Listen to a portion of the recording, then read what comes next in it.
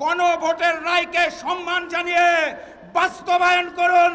একই দিনে এক ভোট যদি হালাল হয় তাহলে আরেকটা হারাম হতে পারে না। 70% জনগণের হ্যাঁ ভোটের রায়কে যারা অস্বীকার করে বেঈমানি করতে চায় তাদের স্থান এই বাংলার মসনদে হবে না। আসসালামু আলাইকুম।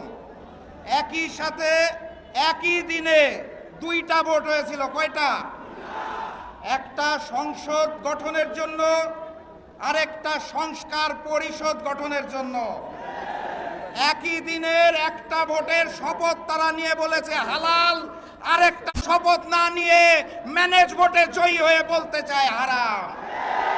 একই দিনে এক ভোট যদি হালাল হয় তাহলে আরেকটা হারাম হতে পারে না।